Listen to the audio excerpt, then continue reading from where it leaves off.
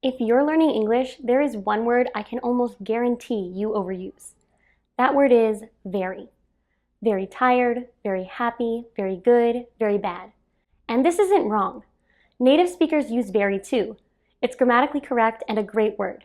But if you use it all the time, your English can sound a little basic and a little repetitive. Hey everyone, welcome to Learn to Decode English. If you want to level up your English skills, you've come to the right place. Today, I'm going to show you better, more natural words native speakers actually use instead of very.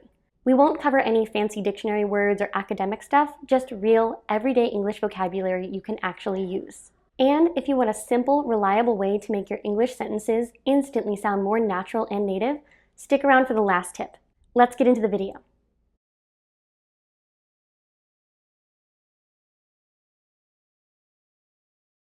Let's start out by replacing very tired.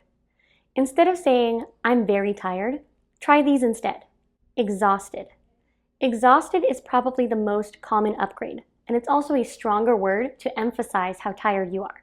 You can say, I'm exhausted because I worked a double shift. The second replacement is wiped out. This is a very conversational or casual version, but it's okay in informal situations. You can say, I'm wiped out, I really need a nap. The next term is very informal and even considered slang. You can say, I'm beat. As in, I'm beat, let's talk tomorrow instead.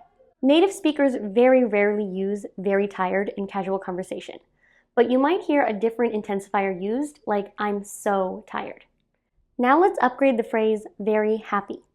Instead of saying I'm very happy, you can say thrilled. I'm thrilled about the new job. Or excited. I'm so excited for the trip. And occasionally you can even use more powerful adjectives like overjoyed or ecstatic, or expressions like over the moon. For example, you could say, she was overjoyed when she got the news, or she was over the moon when I told her about the party. If you say very happy, people will absolutely understand you, but these variations can sound a little more natural and conversational. Next, let's upgrade the phrase very sad. Instead of saying I'm very sad, you can use the word upset. This is a neutral, everyday replacement that sounds more natural in sentences. For example, I'm upset about what happened. If something didn't meet your expectations, you can also use the word disappointed. I'm disappointed I missed the concert. In a more informal situation, you can also use the word bummed, but this is usually only reserved for casual, informal conversations, as in, I'm bummed I missed the concert. And lastly, if you want to express intense sadness, you can use the word heartbroken. For example, he was heartbroken after the breakup. Choosing the right level of emotion is what's most important to native speakers in this situation, so make sure that the word you choose matches how intense the sadness is. Next, let's upgrade very good.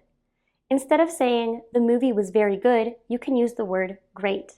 It's slightly more powerful and more common in everyday speech. The movie was great. This next word is an American favorite, awesome. This word is said so much in informal situations. That restaurant is awesome. You can also substitute in some other more powerful adjectives like fantastic, wonderful, or amazing. And lastly, in informal, casual situations, you can use the word solid to mean something was good. It was a solid performance. In this situation, native speakers often remove very completely. Next, let's level up very bad. Instead of just saying it was very bad, you can use a more powerful word like terrible. This word expresses disgust or disappointment. The food at that restaurant was terrible. You can also use awful, as in, I feel awful today. Again, this is a stronger word that expresses more emotion. And lastly, you can also replace this phrase with the word rough, which is very common for describing experiences or days. For example, you can say, it's been a rough week. While very bad is correct grammar, it can sound like an answer on a test or a survey instead of natural conversation. Alternatives like terrible, awful, or rough can sound more natural in everyday conversations. Next, let's upgrade the phrases very big and very small. There are two easy words you can substitute in to sound more like a native speaker. Instead of very big, you can say huge. That house is huge. Instead of very small, you can say tiny. This apartment is tiny. These two changes are short and simple, but they can help you sound more native in everyday speech. Next, let's replace the phrase very interesting. Instead of very interesting in casual conversations, you can say really cool. This is probably the most common replacement in informal or casual English. You can also just use the word cool by itself. Tone matters a lot on this alternative.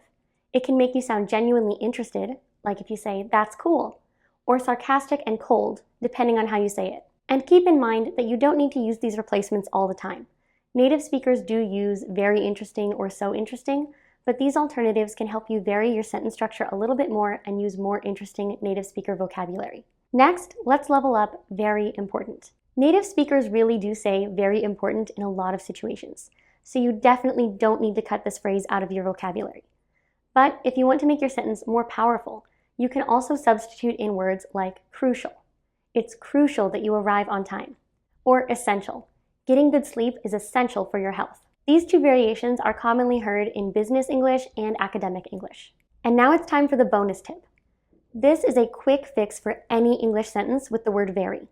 And the best part is you don't have to learn or memorize any new vocabulary words. If native speakers do keep the same sentence structure, like I'm very tired or I'm very happy, we usually don't say very. Instead, we replace the word very with the word so. Let's try that in a few examples. Instead of saying I'm very happy, we say I'm so happy. Instead of saying I'm very tired, you can say I'm so tired. You'll hear this replacement in so many sentences. I'm so tired, I'm so upset, I'm so excited, I'm so glad you came, and thank you so much. The word so sounds more emotional, more spontaneous, and more conversational. While the word very is correct, it can sound a little stiff or a little formal, almost more like written English in an email or a letter. In informal situations, native speakers often stretch the word so for emphasis when they say it, like I'm so tired, or thank you so much. And this last variation is just a pronunciation change, not grammar. But it's extremely common to hear the so drawn out to emphasize an emotion. So if very is grammatically correct, why do native speakers use other words instead? The thing is, native speakers don't think of very as bad grammar. Instead, we think it just sounds a little bit flat or formal. Using stronger vocabulary words or so instead of very gives you clearer meaning, more emotion, and more confidence.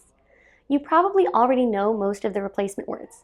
You just need to practice using them in your everyday vocabulary. And remember, we don't need to completely get rid of the word very. Just practice substituting in other, stronger vocabulary words or the occasional so instead. That's it for today's video. Let us know in the comments how you would level up these sentences with new vocabulary words, and what your favorite very replacement was from today's video. If you liked this video or learned something new, please remember to leave us a like and subscribe to Learn to Decode English for more. Until next time, always keep learning. Bye!